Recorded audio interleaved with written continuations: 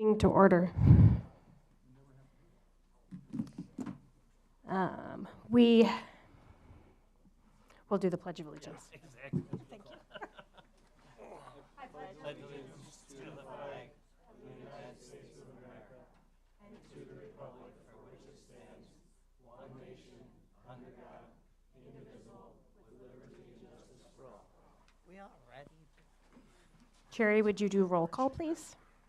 Erica Connor, Here. Joel Frederick, Here. Neil Porter, Here. Art Schneider, Here. Peter Schwartz, Here. Carolyn Connor, Here. Craig Burke, Here. Steve Waddles, Here. Jerry McConkey, here, Diego, Madeline, here. Okay, this is an open meeting and it has been noted as such. Would you please join me for a moment of silence?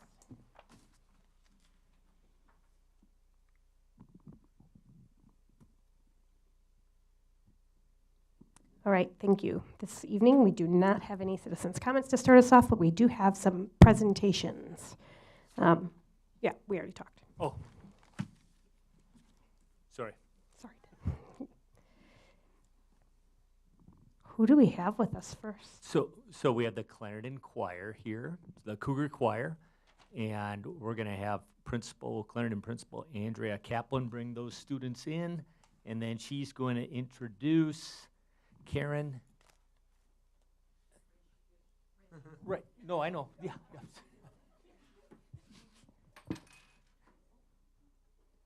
We lost our choir.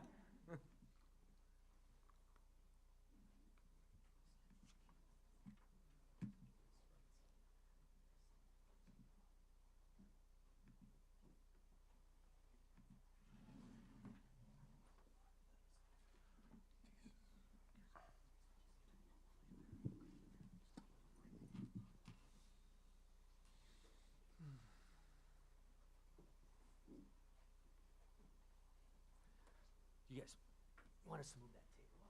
No, we're good.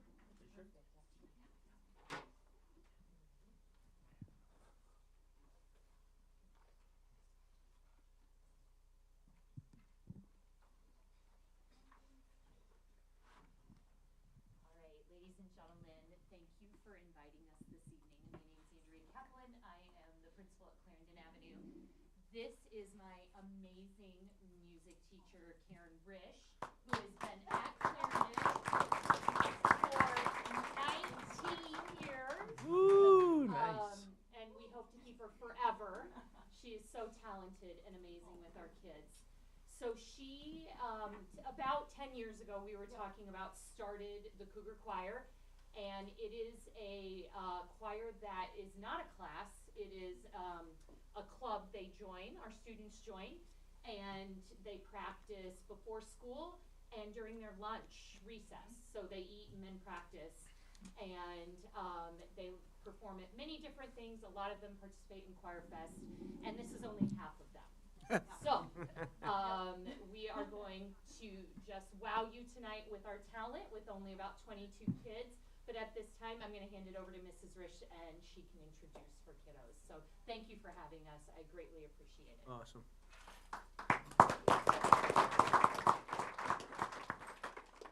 Thank you again so much for having us. I'm so proud of these kids that stand behind me. They give their time, they give their effort. They're just such a joy. And I don't know what I'm going to do when these sixth graders that are behind me go to the middle school next year, but I know Mrs. Wildeman has plans for them. And Mrs. Wildeman is our director. There she is. And at the middle school, yep. And we're wearing our Choir Fest t-shirts for you. And we just participated about 2 weeks ago in Choir Fest, so that's why most of us are wearing our Choir Fest t-shirts today. We are singing a song, Uncle Joe from Choir Fest. That will be our second song. Our first song is actually a round that was written in early 17th century called Viva la Musica, which means long live music.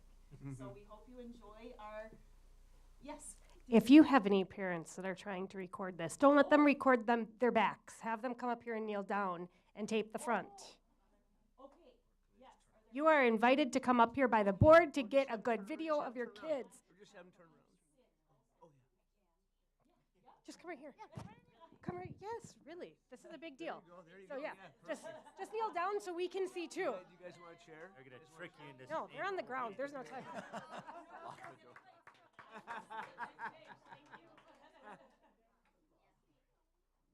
good? So thank you again so much for having us. And thank you to all our parents, grandparents, family, friends for being here tonight. And thank you, Mrs. Kaplan. And Hey, Mrs. buddy. Wilderman.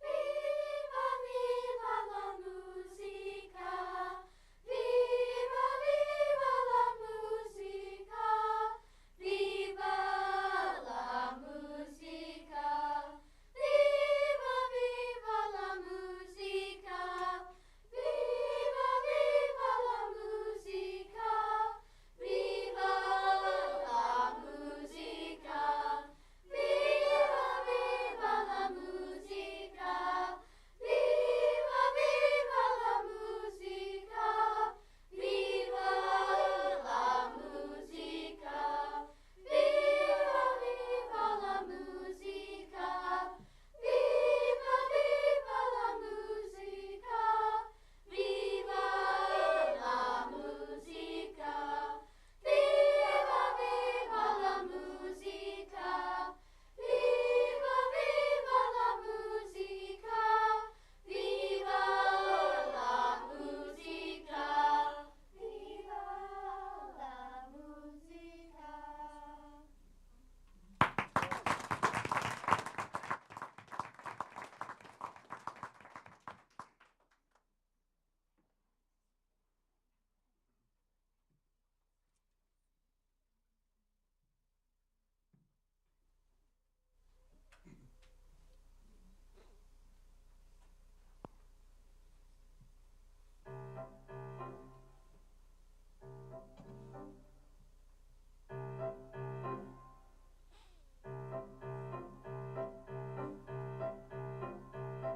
Did you ever go to meet an Uncle Joe? Uncle Joe, did you ever go to meet an Uncle Joe? Did you ever go to meet an Uncle Joe? Uncle Joe, don't mind the weather if the wind don't blow. Hop up, my ladies, 3 in a row. Hop up, my ladies, 3 in a row. Hop up, my ladies, 3 in a row. Don't mind the weather if the wind don't blow. Will your horse carry double, Uncle Joe? Uncle Joe, will your horse carry double, Uncle Joe? Will your horse carry double, Uncle Joe? Uncle Joe, don't mind the weather if the wind don't blow. Hop up, my ladies, 3 in a row. Hop up, my ladies, 3 in a row. Hop up, my ladies, 3 in a row. Don't mind the weather if the wind don't blow. Is your horse a single footer, Uncle Joe? Uncle Joe, is your horse a single footer, Uncle Joe? Is your horse a single footer, Uncle Joe? Uncle Joe, don't mind the weather if the wind don't blow. Hop up, my ladies, 3 in a row. Hop up, my ladies, 3 in a row. Hop up, my ladies, 3 in a row. Don't mind the weather. Would you rather ride a pacer, Uncle Joe? Uncle Joe, would you rather ride a pacer, Uncle Joe? Would you rather ride a pacer, Uncle Joe? Uncle Joe, don't mind the weather if the wind don't blow. 3 in a row. 3 in a row. 3 in a row. Don't mind the weather. Don't mind the weather. Don't mind the weather if the wind don't blow. If the wind don't blow. Don't mind the weather if the wind don't blow.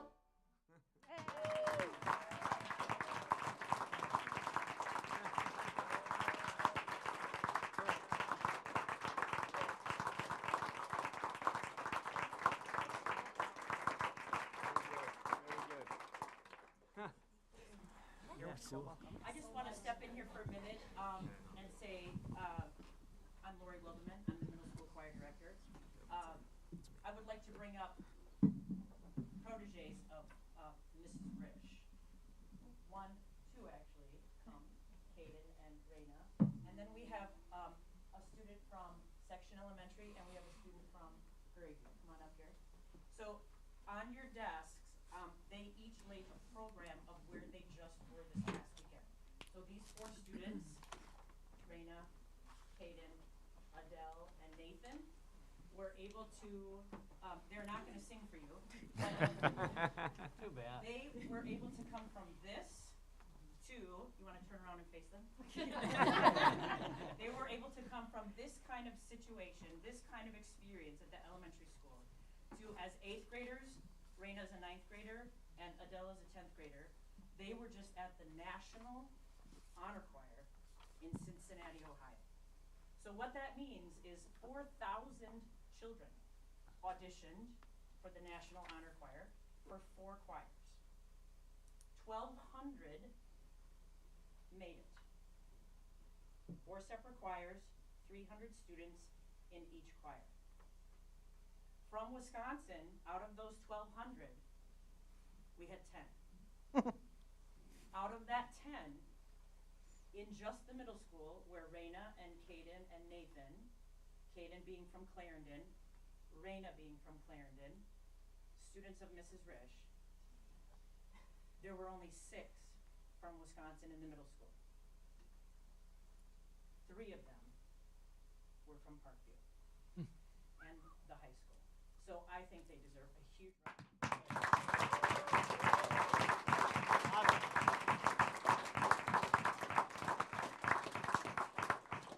Adele was able to sing with the high school girls honor choir. She's from Section Elementary School with Kathy Jody.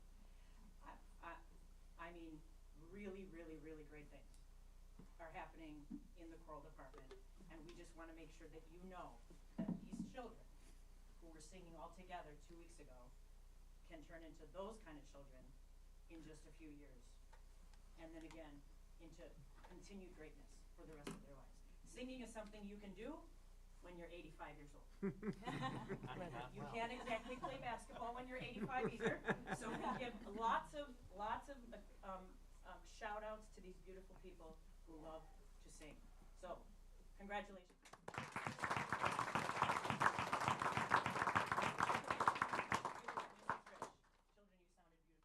Very good. Very good. Thank you again so much for Thank having you. us. Great job, guys. Thank you for being here. You made our night. Thank you.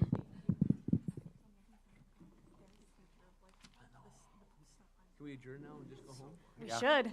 You can't get any I know, better. right? No, exactly. Wait, maybe we should let our student reps actually do their report and then we could go. We're all right. Sure, it's fine. Thank you. You get your own today. No way. All right. Am I going first or you going? VIP. Do you want to go first? I'll or- go. Why not? Okay. Diego and Madeline, don't take it personally that they're leaving before your report.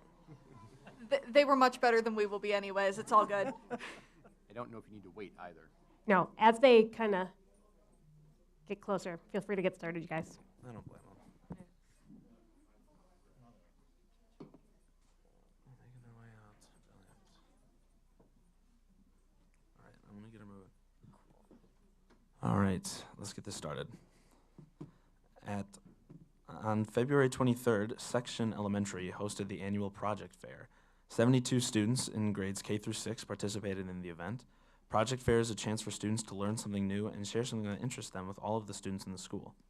Projects included science experiments, travel, history, animals, sports, books, and more. Section's PTG held its annual Candy Bar Bingo MHS on Friday, February 10th.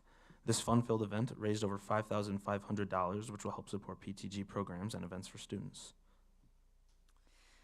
Eagleville started February by celebrating Global School Play Day. And at Eagleville, they believe that students can learn important lessons and skills from play, including problem solving, communication, teamwork, and so much more. So students had a blast and learned a ton. And at the start of February, Eagleville also celebrated its One Book, One School completion with a special guest speaker, Eco Evie, who's a 12-year-old who started her own business turning plastic water bottles into clothing. So students were encouraged each other not to use any single-use plastics during a no plastics lunch day. And then Eagleville ended the month with its annual taco dinner and STEM fair, something I will say I miss from attending there. This event highlights the design thinking process and raised over $1,400 for their sister school in Pueblo Modelo, Guatemala. Yeah, just a side note. I don't know what the rest of you were doing when you were 12, but I definitely was not starting my own business. All right. The MHS wrestling team is a state qualifier and has 8 individual qualifiers. This is the 11th time they've qualified for Team State in 18 seasons. An outstanding group of young people. This past weekend, FRC Team 930 Mukwonago Bears, which is the robotics team, competed up in Sussex at their annual scrimmage to kick off their new season. The 2023 game includes picking and placing cones at various heighted stands and then balancing on a big teeter-totter before the match ends. After 6 hard weeks of constructing the robot, Team 930 is ready for their first competition down in Chicago, Illinois on March 10th and 11th. Clarendon second graders had a virtual visit from a local author, Leah Gilbert, on World Read Aloud Day. She read to them her most recent book, The Perfect Plan, and students had the opportunity to ask her questions about writing and how she became an author. Clarendon also had their annual art show at the end of January, and it was called the World's First Art Show, as the hallway was turned into a cave and an excavation site to showcase fossils, cave art, woolly mammoths, saber-toothed tigers, dinosaurs, stalactites, and stalagmites, and various artifacts they created. So there's a trailer linked in there that they made if you're interested in seeing that. I watched it. It was pretty cool. And then they also had their Love Like Totally Rocks 80s dance party, which was a huge success with over 800 attendees. And they had a great night celebrating Valentine's Day with Clarendon families. They also celebrated the 100th day of school, which I didn't know had passed. And congratulations to Lily, because her art was framed from the art showcase they had and will be on display in the district office for the next year. On Wednesday, February 15th, in the Parkview Library, 12 Battle of the Books teams battled to determine who could recall the most about this year's 20 book titles. A close championship led to the Sparkling Donuts being crowned champions. Congrats to Leah W., Pearl B., Haley M., and Violet W., who will go on to state later this month. This competition would like to thank the PAG, the Optimist Club, and the building administrators for their support. On Saturday, February 24th, 2 Parkview Concert Choir singers will join 300 other middle-level singers from across our great country to participate in the National Middle Level Honor Choir in Cincinnati, Ohio. Congratulations to Nathan and Caden, who we just got to meet. Students in Miss Whitty's math class are working on strengthening their problem-solving skills through group collaboration. They are working on their new whiteboards thanks to the Mukwonago Education Foundation. Students are truly enjoying a different approach to math and problem-solving. In February, they celebrated National School Resource Officer Day. They appreciate Officer Pettit every day. His strong relationships with students and staff create a safe learning environment for everyone, and he is an important member of the PVMS team. Earlier this month, they celebrated National School Bus Driver Appreciation Week. We thank our bus drivers for the dedication to safely transporting our students to and from school. Rolling Hills congratulated Miss Tiffany Koopman for being recognized as the Rotary February Teacher of the Month. She spent 10 years out of the last 11 years as the Library Technology Specialist and has taught 3rd grade virtually during COVID. Her STEM lessons inspire curiosity, and she collaborates with teachers to improve her lessons, so congratulations to her.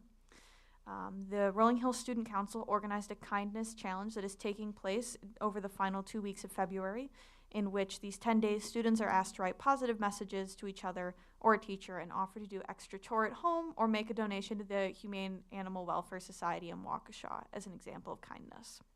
And then thank you to Miss Olivia Crow, the Rolling Hills arts teacher, for working with the Waukesha County Courthouse to display works of student art in their gallery. Prairie View hosted a STEAM night for families as part of their One School, One Book program. Families were challenged to create marshmallow catapults, make the longest paper chain out of one piece of paper, and build a powerful fort out of toothpicks and marshmallows, and see how many books it could hold. Everyone had a wonderful time. Sounds like it. Prairie View is celebrating the power of one. Students have been exploring how they can positively impact our community with inspiration from Catherine Otoshi's book, One. Students have been studying Otoshi's work and how to put its themes and life lessons to use throughout the month of February.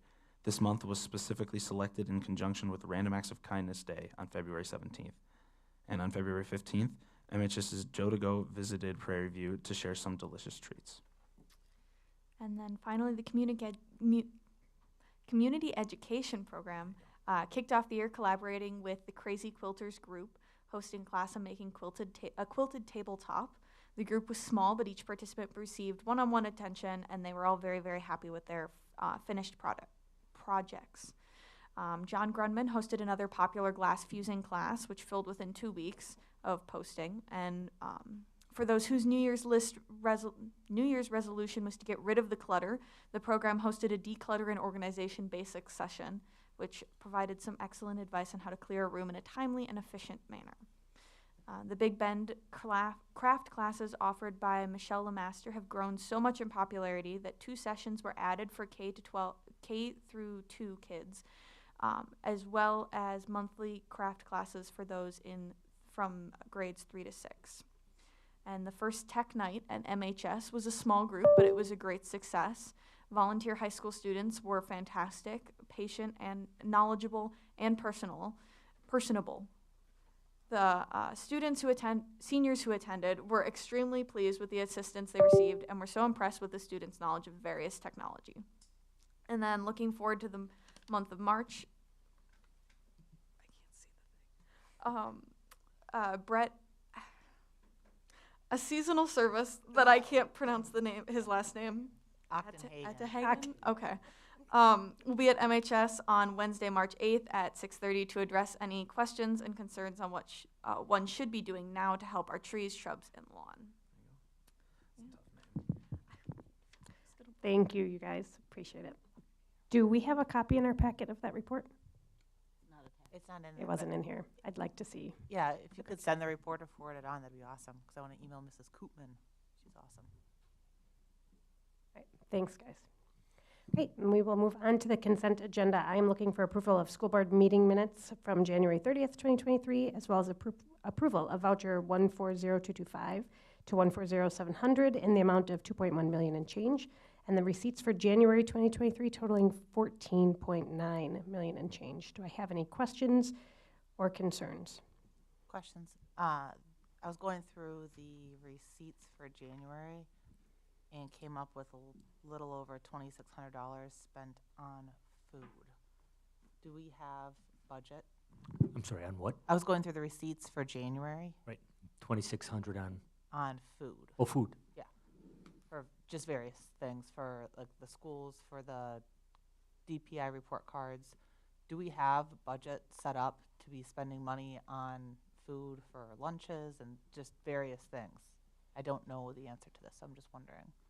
So if Tom was in here, he could tell you. So first of all, we rewarded each of our elementary schools with a pizza lunch to recognize that they all scored significantly exceeds expectations on the DPI report card. And even though those come out in October, November, we did the recognition, I think, somewhere in December, somewhere in January. That's a budget, that comes out of my budget.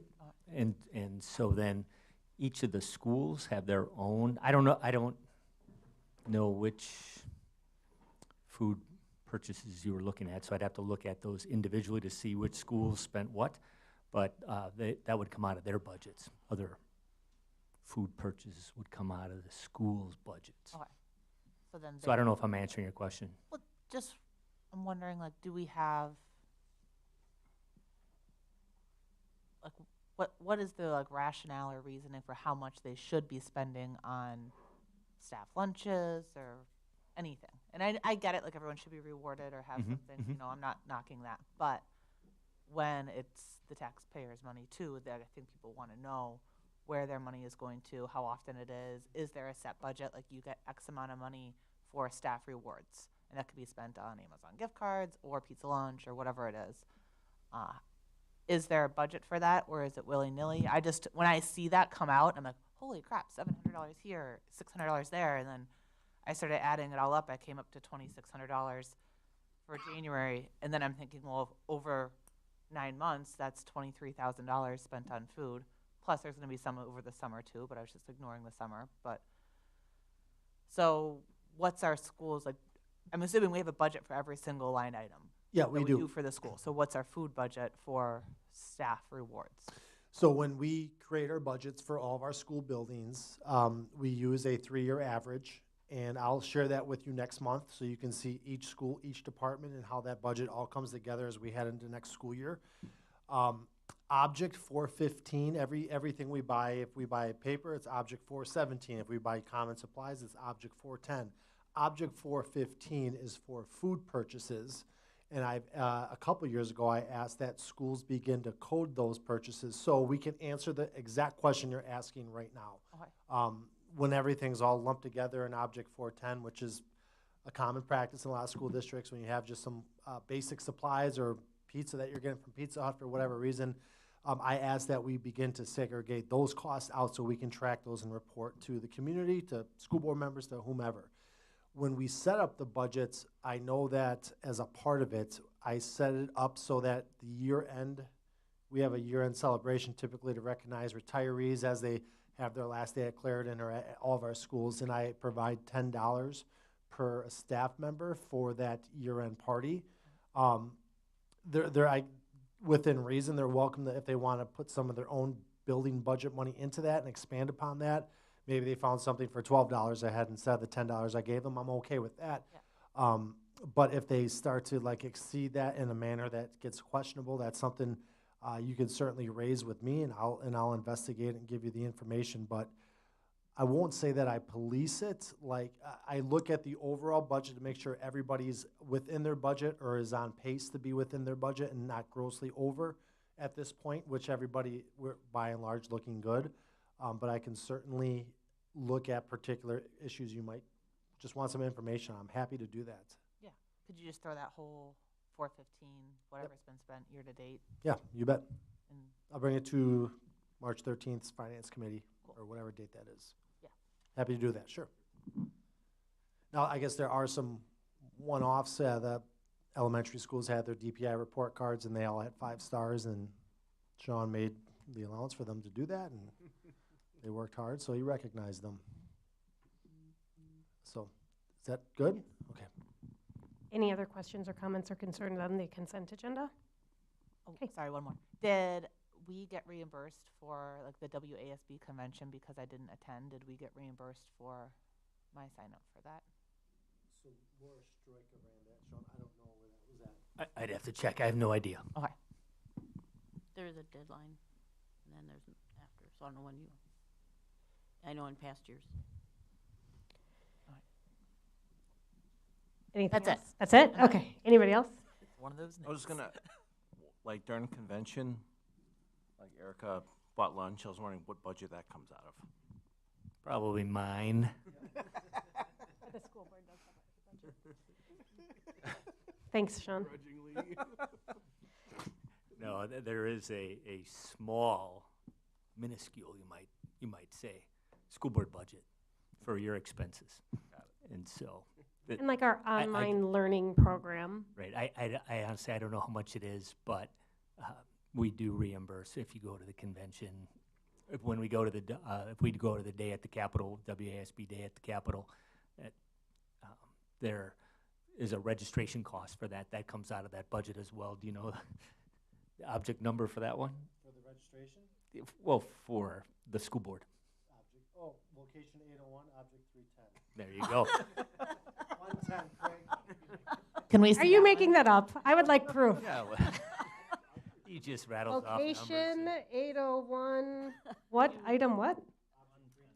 310. Could you bring that one to finance too? You don't get a motion for this. Any other concerns? Hearing no more, they are approved by consent. All right, we'll move into our committee updates, starting with student learning. We had gone through the MHS report card, and Ben Casa was there, and we talked about some of the scores that they were concerned about and what was being done about them. We did not do Neola policies this month because they were so complicated. They're bringing them back in March.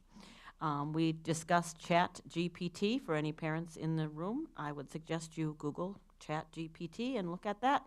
It is a artificial intelligence program that we talked about and what we're doing to combat some of the things that go along with that. We talked about 4K registration update and how many kids we had and how many sections of full-time and how many sections of part-time we were going to give, and we just overall it was decided to go with what we had originally planned, and that was 2 full-time, full-day sections. Human Growth and Development update, we talked about, that we were given several books to look at and read through. There is a meeting tomorrow night of that committee, and that's what we talked about there. Yes.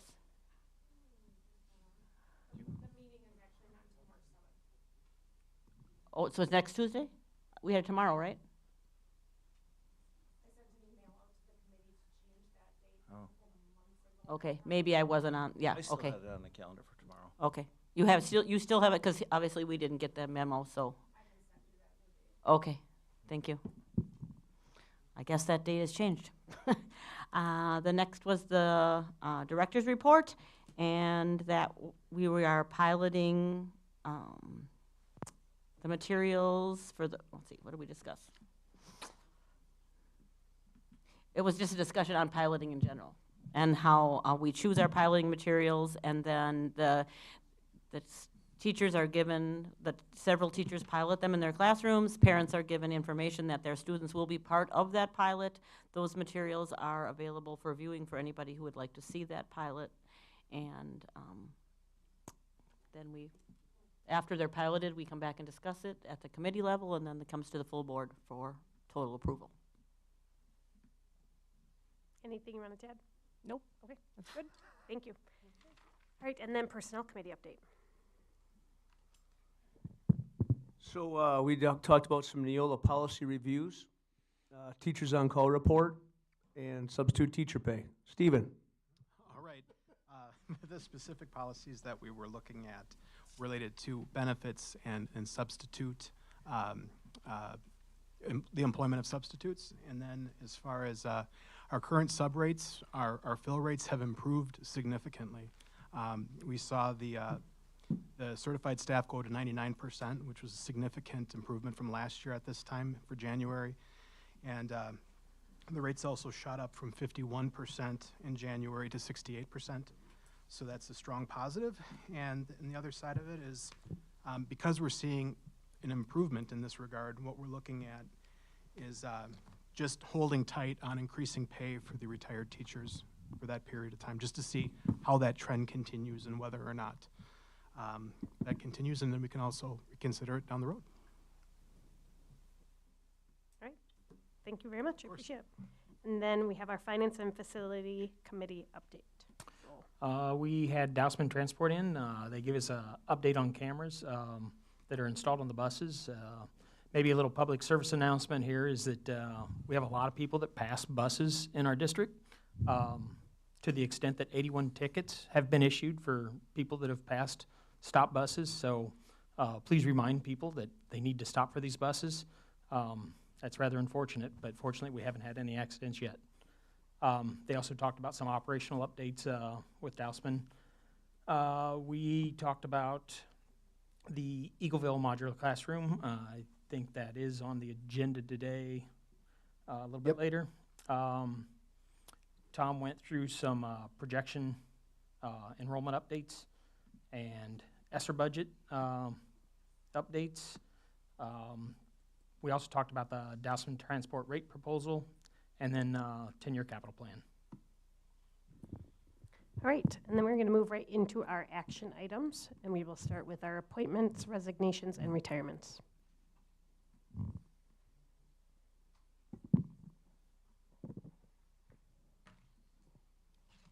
All right, for resignations, we've got M. Weber, Special Education Coordinator, Therese Fierick, Rolling Hills second grade teacher, Abraham Nelson, Parkview Middle School Social Studies teacher, and Samantha Dodge has formally resigned from her Parkview math teaching position. I'd like to make a motion, we approve these. Second. I have a motion and a second. Any comments, questions? Okay, all those in favor say aye. Aye. Aye. Any opposed? Okay, motion carries. Who made the motion in the second there? So is Art and then Joel. Okay, and then our 2023 annual meeting date. Right, so we're recommending that the annual meeting be held on July 31, Monday, July 31st. The electors at the last annual meeting gave the board They gave permission to the board to set that annual meeting date. I did check with Joe Cook, and he's good with that, as is the Personnel Committee. I make a motion. I will second that. You're free? I'm sitting here thinking, I don't think I am. That's all right, okay. So we have a motion and a second. Any questions, comments? All those in favor say aye. Aye. Aye. Any opposed? Okay, motion carries. I motion to table the Eagleville Modular Classroom till our next scheduled board meeting. I will Second. I have a motion and a second. Any other comments or discussion regarding that action item? All those in favor of tabling it until next month, say aye. Aye. Any opposed? All right, we will revisit that in March. Academic and Technical Excellence Scholarships. So I have the pleasure every year at this time in recognizing the Academic and Technical Excellence Scholars from Mukwonago High School. This is, for those of you that don't know, this is a statewide award that's given. Each school, according to their size, is given a number of scholarships or recognitions that we're able to give to students. There's a definite procedure to follow, which I'll explain in a second, and then we're asked to present this to the board in February. And so this year's Academic Excellence Scholars are chosen based on GPA. After that, if GPA is the same, then we go and we look at ACT scores.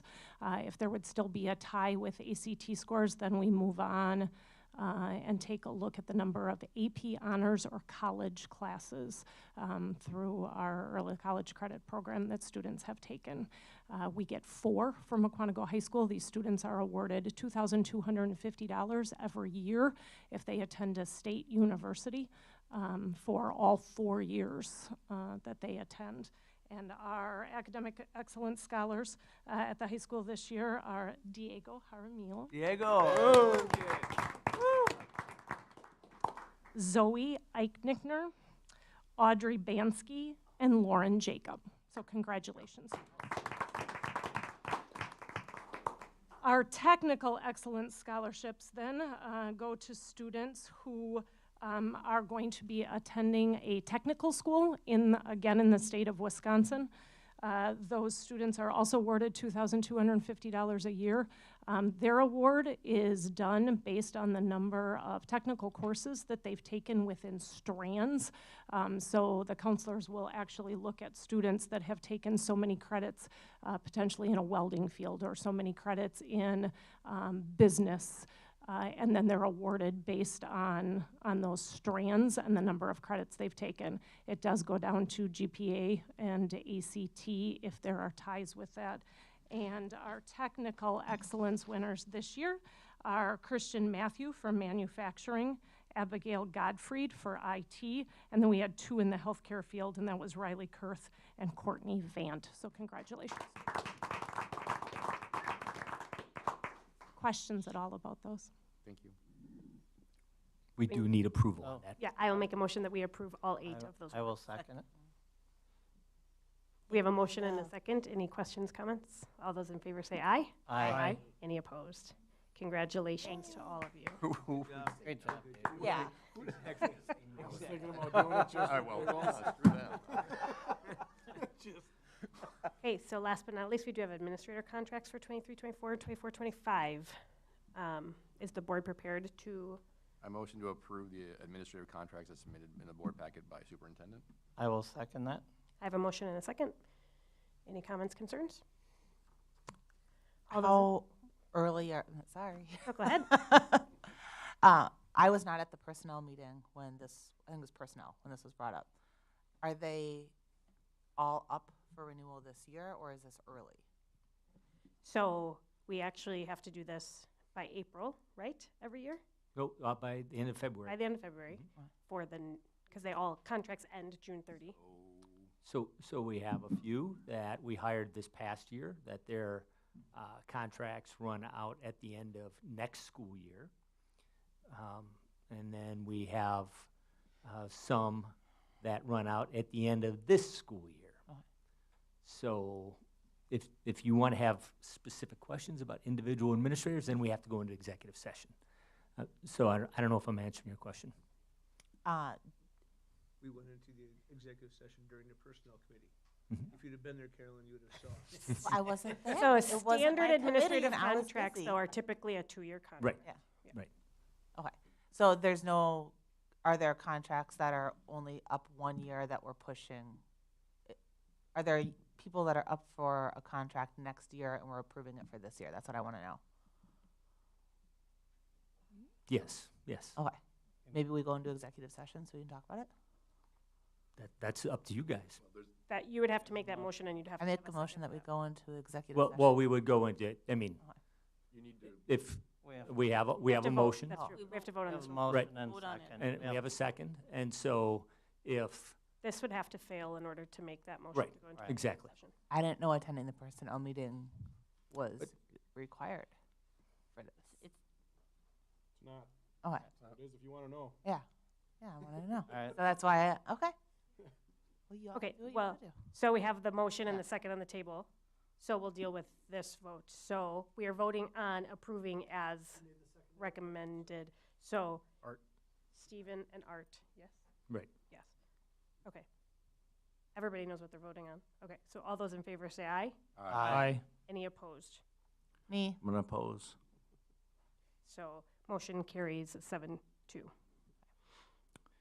But I will be happy to take the time to answer any of your questions after the meeting. Meet tomorrow. I'll No, sit you in don't the need dark to until know. next To year. explain anything about administrative contracts, I'm happy to review that. Okay, and then we will move into unfinished business, superintendent report. Yeah, I just want to touch base with you about instructional hours lost due to snow days. And so there is a memo under the superintendent's report that talks about the number of instructional hours for each level, kindergarten, or for K, K through 6, and then also 7 through 12. We are good at the high school, and we are good at Parkview. Parkview did have a deficit, but we added some minutes to their school day. I shared that letter with you, I think, yesterday. We sent that out last week.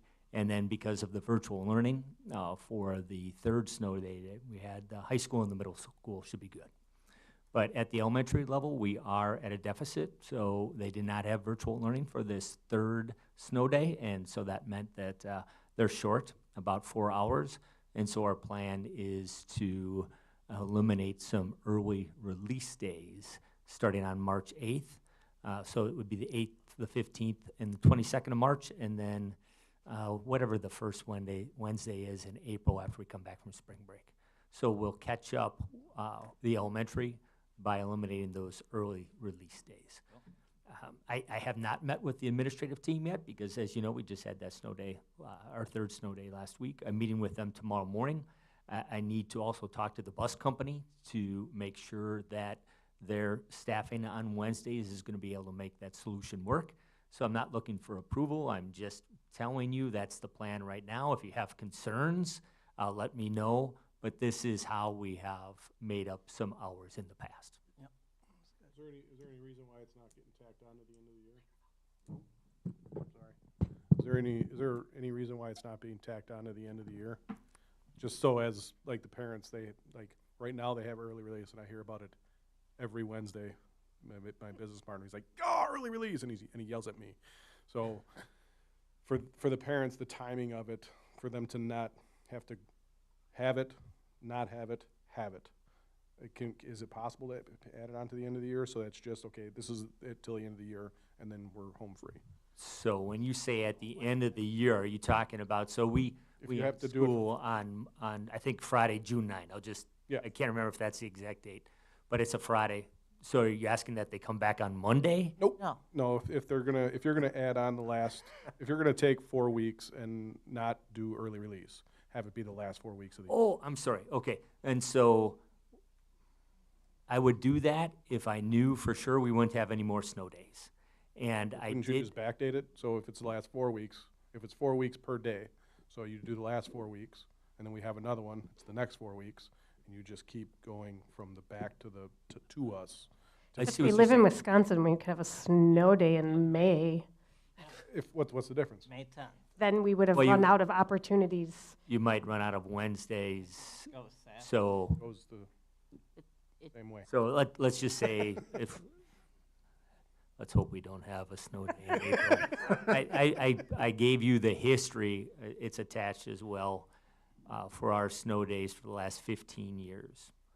And the latest actually has been February 22nd. This year and last year, February 22nd was a snow day. So it's unlikely, but let's just say we had one in early April. If we lose 8 or 7 hours on that day, we might not have, if we use the 4 early releases in May and we have a snow day in April, there will not be enough Wednesdays in April to make up those instructional hours. Gotcha. So that's why you go with these 4. If you want to take a chance, and again, I'll talk with the principals tomorrow. It's for the parents, just. No, I hear you. I It's all agree with you. You know, wonky for them, now it is, now it isn't. it's that inconsistency is not ideal. I agree. I'll talk to the administrators about it tomorrow.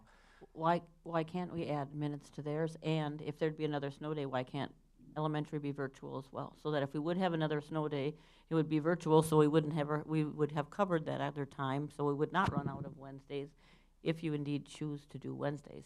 Yeah, I don't. Because I know that families also have, because that's what we've set, they have dance lessons, they have music lessons, they have other things that they do, so I don't know that here we say we're gonna, so I understand what you're saying, but So trust me, no matter what solution we come up with, The younger it's kids not don't going to have be Chromebooks. unanimous in support.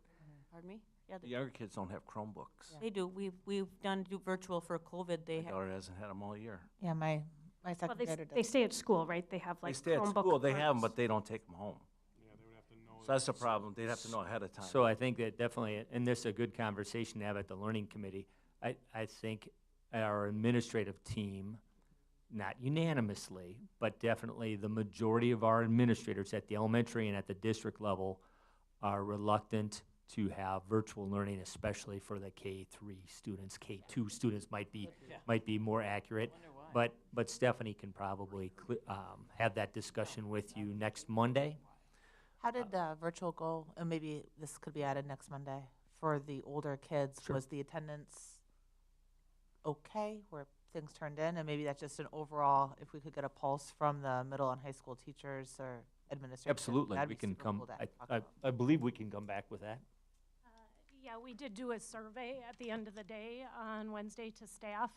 I can bring that survey of the staff. Attendance was good. Okay. But I can be more specific at Student Learning Committee. I don't know it off the top of my head, but we had about 103 staff members fill out the survey on how the day went with about 7 questions we asked. We had 5 staff members say they would not be interested in doing it again if we got to a situation of snow days. We had the rest of them all said, absolutely, this was a good option, with comments like the learning that happened on, was it Wednesday? Wednesday was better than they believe it would have been on June 12th, that they were able to move forward with plans based on where they were at. So I would say all in all, that we feel it was kind of a rousing success. If we have to go that direction, we're capable of it, and it was a good option. The very last day of school, and again, I think it's June 9, there's an early dismissal. So the kids, the elementary students get done at 11:30. We could make them stay the whole day. That's not going to be popular with the teachers, but it probably won't be popular with some parents or students either, but. Yeah. So, but what Learn how to control rage. What I'm hearing is that you want us to explore the last 4 Wednesdays instead of the 4 in March and April. And I'm also hearing that adding minutes, we should explore adding minutes and possibly virtual for elementary. So again, I'll discuss those different options with the principals tomorrow. Okay, so there was a board president report in that we would be discussing our conflict of interests training module, but I forgot to remind everyone, so it didn't, I don't think, took place. So we are going to push that forward to next month. So in March, we will discuss the training on conflict of interest. However, let that be your reminder if I don't remember to remind you throughout the month. Are you not here? Is that what you have a conflict of interest, you sure do. Okay, and then we have legislation and correspondence, recognition report. We just want to recognize a few students. Diego and Madeline did a great job, I just want to make sure that we recognize a few other things. Our Kiwanis Students of the Month for January and for February. Please join me in congratulating Jalen Korth and Audrey Bansky. And in the memo that I included in there, you can see their long list of activities and accomplishments. So a very well-deserved honor for both of those students. This, believe it or not, we're nearing the end of the winter sports season. And we want to congratulate our pom and dance team. They took 5th place in kick at the state competition this past February, early February. And our cheer team just this past weekend also placed 5th. As the guys mentioned, our wrestlers had a very successful state tournament. Ryan Mazer placed 4th, Grant Stromberg placed 6th, and Josie Stakowski placed 4th. They also qualified for the team tournament, and that they wrestle Marshfield on Friday night in Madison, 5:30 p.m. if you want to go. And I hope you took the time to watch our CTE videos. So I thought that the department did a fantastic job really highlighting the great things we're doing in CTE. And just a heads up, and I know some of you know this already, we are practicing for the musical, Beauty and the Beast at MHS. That show is the Thursday, Friday, Saturday, Sunday, April 20 through 23rd. And I think Parkview Middle School's musical will be in May, and that is Frozen. And then spring sports start next week. Not very spring-like weather, but they will start. Rain, not snow. That's a good point. It is appreciated. And that's all I have. Motion to adjourn. Thank you. I have a motion and a second. All those in favor say aye. Aye. Any opposed? All right. Good Thanks, evening, everybody. everybody. Thanks for coming.